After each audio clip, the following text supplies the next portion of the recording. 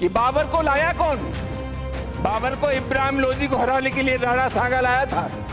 तो मुसलमान तो बाबर की औलाद हैं और तुम गद्दार राणा सांगा की औलाद हो। ये हिंदुस्तान में तय हो जाना चाहिए।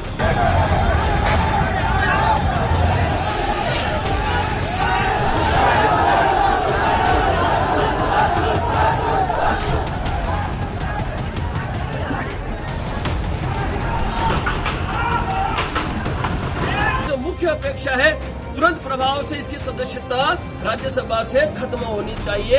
इसमें राष्ट्रद्रोह का अपराध इसमें होना, राष्ट्रद्रोह का इसमें केस होना चाहिए।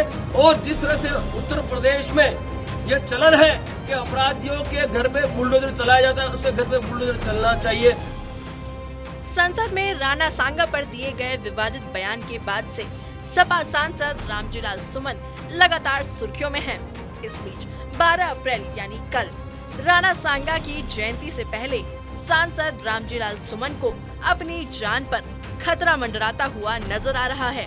दरअसल 12 अप्रैल को क्षत्रिय समाज की तरफ से सपा सांसद रामजीलाल सुमन के खिलाफ आगरा स्थित जिला मुख्यालय पर विरोध प्रदर्शन का ऐलान किया गया है। ऐसे में अब रामजीलाल सुमन ने अपनी सुरक्षा को लेकर इलाहाबाद हाईकोर्ट का दरवाजा खटखटाया। एक तो ये बीजेपी के लोगों का तकिया कलाम हो गया है सभापति महोदय कि मुसलमान इनमें बाबर का डीएनए है। उप सभापति महोदय मैं जानना चाहूंगा कि बाबर का डीएनए मुसलमान में है। हिंदुस्तान का मुसलमान तो बाबर को अपना आदर्श मानता नहीं है, वो तो मोहम्मद साहब को अपना आदर्श मानता है, सूफी संतों की परंपरा को अपना आदर्श मानता है। लेकिन सभापति महोदय मैं जानना चाहूंगा कि बाबर को लाया कौन?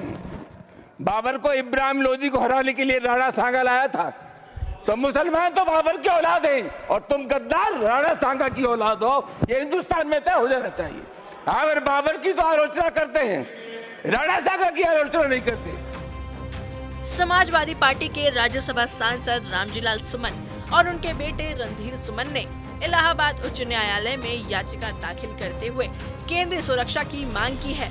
साथ ही 26 मार्च को उनके आवास पर हुए हमले की निष्पक्ष जांच और सख्त कार्यवाही की भी मांग की गई है।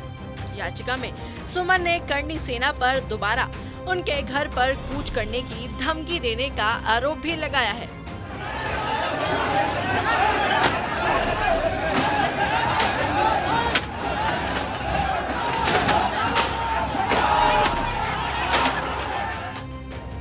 इस बीच क्षत्रिय करनी सेना के राष्ट्रीय अध्यक्ष राज शेखावत इन दिनों आगरा में डेरा डाले बैठे हैं। उन्होंने दावा किया कि 12 अप्रैल को देश भर से 3 लाख लोग आगरा में सांसद के खिलाफ विरोध प्रदर्शन के लिए उतरेंगे। शेखावत की मांग है कि सांसद की सदस्यता रद्द की जाए क्योंकि वह राष्ट्रद्रोह का अपराधी है। हमने उस सांसद के घर के घेराव की बात की है जिस सांसद ने देश की सर्वोच्च पंचायत संसद भवन में हमारे भगवान महाराणा सांगा जी पर अभद्र टिप्पणी की, हमारे सनातनियों पर अभद्र टिप्पणी की। अब उसे जवाब देने के लिए, उस व्यक्ति विशेष को जवाब देने के लिए हमने ट्रेलर तो दिखा दिया। 26 तारीख को आपने देखा होगा कि घर में घुसकर जवाब देने के लिए हमारे योद्धा वहां पहुंचे थे। हमारे युवा प्रमुख जो राष्ट्रीय अध्यक्ष हैं श्री उपेंद्र राणा जी पहुंचे थे, उनके साथ हमारे वीरू प्रताप सिंह पहुंचे थे, सन्नी सिंह पहुंचे थे, उनके और कई हमारे योद्धा पहुंचे थे। लेकिन षड्यंत्र के तहत हमारे योद्धाओं पर हमला हुआ, जानलेवा हमला हुआ, पत्थरबाजी हुई। दुर्भाग्य देखो, हमारे बच्चों पे जो जख्मी हुए थे उन पर तो एफआईआर हो गई, लेकिन हमारी तहरीर के बावजूद भी आज तक उन लोगों पे एफआईआर नहीं जिन लोगों ने इस घटना को अंजाम दिया। अब 12 तारीख को 1:15 बजे गढ़ी रामी में कुबेरपुर में हमने रक्त स्वाभिमान सम्मेलन का आयोजन किया है और पूरे भारतवर्ष से लाखों क्षत्रिय और सनातनी वहां उपस्थिति दर्ज करवा रहे हैं। हमारी जो अपेक्षाएं हैं उसमें जो मुख्य अपेक्षा है तुरंत प्रभाव से इसकी सदस्यता राज्यसभा से खत्म होनी चाहिए। इसमें राष्ट्रद्रोह का अपराध इसमें होना, राष्ट्रद्रोह का इसमें केस होना चाहिए।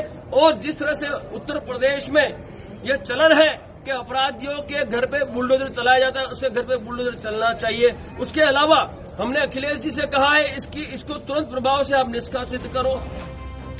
बता दें, सांसद रामजीलाल सुमन ने ऐसे वक्त पर हाईकोर्ट का दरवाजा खटखटाया है जब कल राणा सांगा की जयंती है और कल ही के दिन करनी सेना ने एक बार फिर आगरा कूच का ऐलान किया है। रामजीलाल सुमन के वकील इमरान उल्लाह के अनुसार संसद में सुमन की तरफ से दिए गए बयान के बाद करणी सेना और राजपूत संगठनों ने रामजीलाल सुमन से माफी मांगने की मांग की है।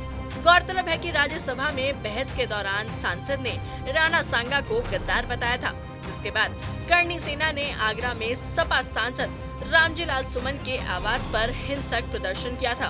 उस घटना के बाद रामजीलाल सुमन के बेटे पूर्व विधायक रणधीर सुमन ने आगरा के हरिपर्वत थाने में अज्ञात भीड़ के खिलाफ एफआईआर दर्ज कराई थी।